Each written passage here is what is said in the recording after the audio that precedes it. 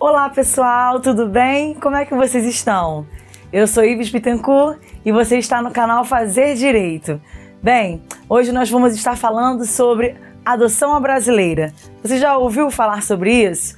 Antes de nós entrarmos nesse assunto, eu quero convidar você a compartilhar os nossos vídeos, curtir, se inscrever no nosso canal, ativar o sininho e as notificações para que você esteja recebendo os novos vídeos a cada quarta-feira, ok? Fica com a gente logo após a vinheta. Eu quero aprender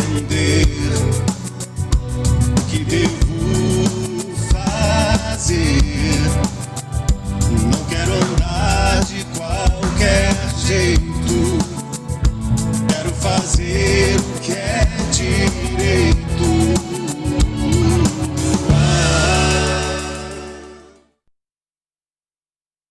Vamos lá, pessoal. Vocês já ouviram falar sobre isso? Adoção à brasileira? O pessoal diz que brasileiro tem um jeitinho para tudo, né? E para adoção acaba que isso também é aplicado. A adoção à brasileira é muito falado, na verdade acontece muito, mas muitas pessoas não sabem que ela acontece ou o porquê que ela acontece e de que forma que se dá. No vídeo passado, se você não acompanhou com a gente, nós estivemos falando sobre o processo de habilitação. E de fato é um processo bem burocrático, onde muitas etapas são atendidas, são feitas, para que os casais sejam analisados e sejam julgados se estão aptos ou não para essa adoção, né? E muitas pessoas acabam não querendo passar por esse procedimento todo. E eles fazem o uso dessa famosa adoção à brasileira. Mas o que seria isso, Ives? Explica pra gente, o que é a adoção brasileira? A minha pergunta para você é a seguinte: se você conhece a adoção brasileira, você acha que é uma ilegalidade ou um ato de nobreza? Fica aí a questão para você colocar nos comentários e dar a sua opinião, beleza?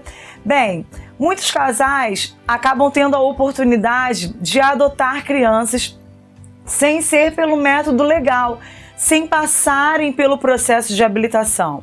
Hoje, a nossa legislação brasileira, ela fala sobre a adoção, o Estatuto da Criança e do Adolescente fala sobre a adoção, o Código Civil fala sobre a adoção, a Lei Nacional de Adoção vai versar sobre a adoção, e essas legislações, essas leis, elas vão nortear como que esse processo deve acontecer, quais são os requisitos que os adotantes devem preencher, quais são os passo a passo que precisam acontecer para que a pessoa se torne um adotante, para que ela consiga adotar uma criança.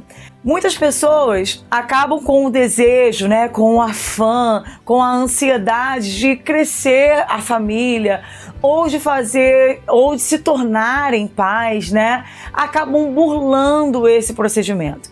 Nem todos burlam o procedimento com a intenção e com o conhecimento de que estão burlando.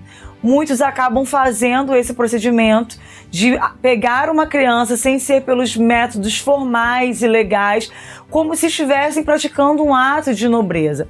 E aí fica o grande questionamento.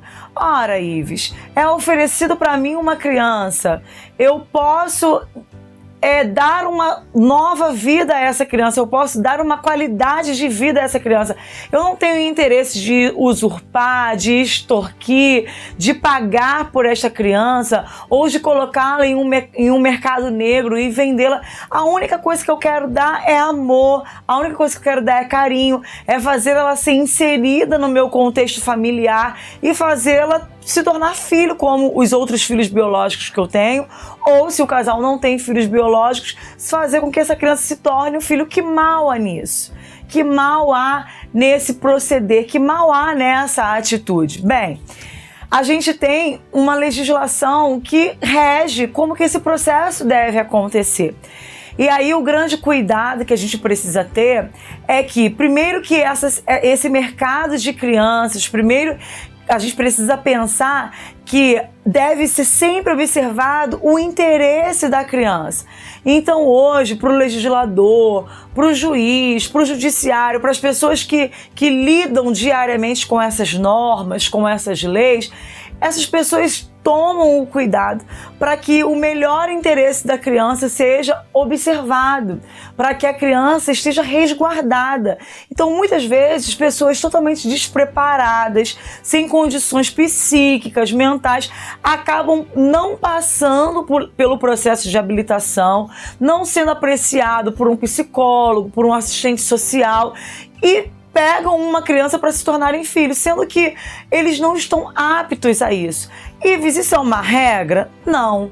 Talvez muitos casais estão aptos e, de fato, vão dar carinho, vão dar amor, vão criar essas crianças como se fossem filhos biológicos, mas não passaram pelo processo da habilitação. O nosso Código Penal tem previsão em relação a isso.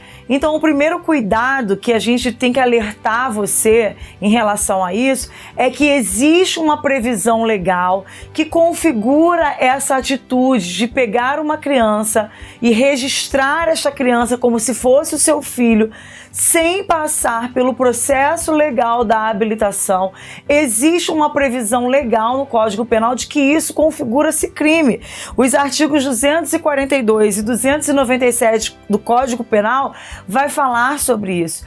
Muitas crianças hoje são registradas dessa forma e, na verdade, o poder público não tem nem o conhecimento de que isso aconteceu. Os genitores, né? A mãe, muitas vezes, que não sabe quem é o pai, pega essa criança logo assim que ela nasce, não faz o registro e entrega essa criança a uma outra pessoa que vai lá e registra como se filho fosse. Só que isto é ilegal, isto é crime, está previsto, como nós falamos, no nosso Código Penal. Eu sei que nesse universo de adotante, a gente é muito tentado a isso. Sempre aparece a filha do vizinho, a empregada da vizinha que está grávida e não quer o filho. Então essas histórias sempre acontecem. Quando um casal fala e torna público a dificuldade que ele tem em gestar uma criança, em ter uma criança pelos métodos naturais, ou quando ele torna público o desejo dele em adotar uma criança, ele com certeza vai se tornar alvo de outras pessoas que vão estar trazendo essas informações de que existe alguém, alguma pessoa, alguma família querendo dar uma criança. E aí, nessa ansiedade, nesse desejo de não querer esperar tanto tempo, já que você tem a possibilidade, às vezes, de ter um bebê nas suas mãos, e a gente sabe que pelo processo comum da habilitação, tem pessoas que ficam 5, 6, 7 anos na fila para um perfil de bebê, as pessoas acabam se sentindo tentadas a fazer esse procedimento. Mas o meu conselho para você é que você tome cuidado, que você faça o uso do caminho correto, faça direito, não tente pular etapas, porque na verdade uma coisa que é para ser motivo de alegria, que é para ser um motivo de união, de felicidade dentro da família, pode se tornar um problema para você. Não que a criança seja um problema, mas o método pelo qual você fez com que essa criança se tornasse seu filho, pode te gerar um problema. E observando esse universo de tudo que a gente falou aqui agora, dessas tentações que chegam até as nossas mãos, eu não vou mentir para vocês que quando eu estava no meu processo de adoção, surgiram algumas situações assim, né? E sempre vão aparecer e a gente de fato é tentado a isso, e não é porque você é mau caráter ou porque você não tem escrúpulos ou porque você quer roubar a vez de uma outra pessoa na fila, mas o nosso desejo de nos tornarmos pais, o nosso desejo de termos uma criança no seio da família, de ser chamado de pai, de ser chamado de mãe, às vezes faz com que a pessoa, sem parar para pensar, sem parar para ser racional, cometa essa atitude que vai acabar trazendo uma grande enrolação na sua vida. Qual o risco que você corre com isso? Tudo bem, você está falando aí, mas qual de fato é o risco que eu corro se eu fizer isso? Bem, primeiro, você corre o risco de que você não está amparado legalmente para estar com aquela criança. Logo, se alguém te entregou de uma maneira informal esta criança, da mesma forma, a pessoa que te entregou pode querer esta criança de volta. E você não tem nada que te ampare legalmente de que você não precise devolver esta criança a quem de fato gerou esta criança. Vamos supor que você tenha criado já um vínculo com um bebê e que a mãe, ou por ouvir de outras pessoas, ou de repente por receber uma proposta que seja mais interessante para ela queira pegar esta criança de volta. Passaram-se 3 meses e você já tem aquela criança como se fosse o seu filho e essa mãe fala, não, eu quero o meu filho de volta. O que você vai fazer? Você já tem um apego àquela criança, já existe um vínculo paterno-filial estabelecido ali, por mais que não sejam ainda muitos anos constituídos dentro dessa família, mas um dia que você fica com a criança, uma semana que você fica com a criança, você já vai criando vínculo. Eu me lembro que quando eu participei do meu processo de habilitação com meu esposo, a gente teve o período de visitações diárias, né, aos nossos filhos, que era o período de aproximação, o período de convivência com as crianças para saber se a gente iria se acostumar a eles e eles se acostumarem a nós, se ia existir esse entrosamento, né, da família, porque isso é muito importante.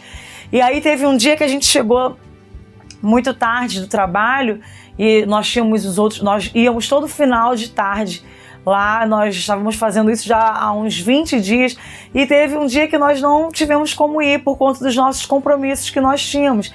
E aí a gente olhou para a cara um do outro, assim, começamos a rir. Aí eu falei com minha esposa, estranho, né? A gente não viu as crianças hoje. E eles nem passavam o dia inteiro com a gente. A gente só tinha começado uma rotina de visitá-los no final do dia. Imagine uma mãe que se apega à criança, que passa 2, 3 meses, e aí a genitora resolve aparecer novamente e pedir esta criança de volta. A probabilidade dela conseguir essa criança por esse pouco tempo em que se existe o vínculo é muito grande. Então isso vai te gerar uma dor, uma frustração. Então é o primeiro momento, é o primeiro passo. Uma outra orientação que às vezes a gente costuma ver acontecendo é, Ives, tudo bem, eu não vou pegar essa criança e vou adotar e vou registrar como se eu fosse a mãe e meu marido fosse o pai. Mas a criança foi registrada sem pai. Então há problemas se eu colocar o meu marido para ir lá e registrar essa criança como se ele fosse o pai e a gente ficar... Porque aí tudo bem, ele é o pai, ele tem a guarda da criança, acabaram-se os nossos problemas.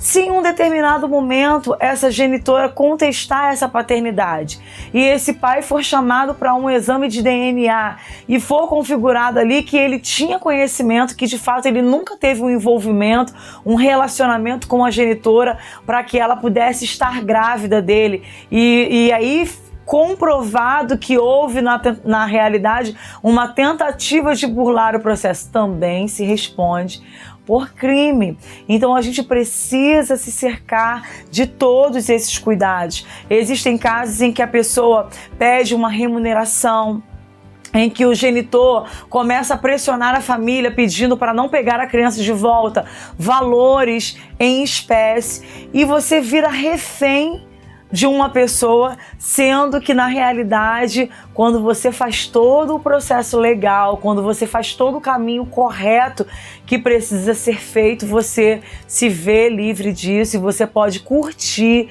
e gozar de cada momento, de cada conquista, de cada passo que você dá. É ruim esperar?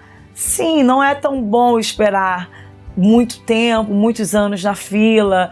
Eu sei que é algo que às vezes nos desgasta emocionalmente, mas como nós já falamos em outros vídeos aqui, a nossa vida ela não tem que girar somente em torno da adoção. Então, se você tem essa pretensão, faça direito, faça pelo caminho correto para você evitar problemas. Não use essas opções que eu falei aqui para tentar fazer com que o seu processo seja mais rápido, porque o desdobramento que isso pode ter lá na frente, a situação que isso pode te causar lá na frente, pode te dar dores de cabeça muito maior, te envolver em um processo judicial, criminal, onde talvez você nem seja incriminado, ao final de tudo julgado como culpado, porque há jurisprudências, há entendimentos no tribunal onde as pessoas conseguem comprovar que houve boa-fé, em que se não houve tentativa de pegar a criança para nenhum tipo de mal, para nenhum tipo de mercado negro, na realidade a tentativa foi um ato de amor, mas até você chegar ao final disso já houve todo um desgaste emocional, no qual não seria necessário se passar se tivesse sido observado todos os procedimentos legais cabíveis. Então espera. A Bíblia diz que para tudo há um tempo debaixo do sol. Eclesiastes 3 vai falar sobre isso. Há tempo de nascer, há tempo de morrer, há tempo de plantar, há tempo de colher o que se plantou. Então eu quero dividir com você essa palavra. Espere cada coisa ao seu tempo. Não tente pular etapas. Não permita que a sua ansiedade faça você tomar atitudes insanas, inconsequentes, que vão levar você a problemas futuros, a um desgaste desnecessário por um motivo que não era preciso. Salmos de número 84, versículo 11 vai dizer assim: porque o Senhor Deus é um sol e escudo, o Senhor dará graça e glória, não negará bem algum aos que andam na retidão. Vamos ser corretos, vamos andar na retidão, vamos fazer os procedimentos da forma que eles devem ser feitos. Assim, com certeza, nós evitaremos grandes problemas e grandes sofrimentos para todas as partes. Um beijão para você. Peço mais uma vez, compartilhe esse vídeo, curta o nosso canal, se inscreva no nosso canal, acione o sininho para você receber as notificações, fica ligadinho com a gente que nós vamos estar sempre dando dicas em relação à adoção, tentando esgotar esse tema ao máximo. Se você tem alguma ideia, se você tem algum tema que você gostaria que fosse abordado dentro desse universo da adoção, escreva aqui nos comentários, fala com a gente que em algum momento nós vamos aderir à sua ideia e vamos fazer um vídeo para tentar tirar a sua dúvida. Beijão, espero que esse vídeo tenha sido esclarecedor. Não façam a adoção à brasileira. Sigam o procedimento, façam a habilitação, cumpram a legislação do seu país para você evitar grandes desgastes futuramente, tá bom? Tchau, tchau, até quarta que vem, beijão! Quero aprender o que devo fazer. Não quero andar de qualquer jeito. Quero fazer o que é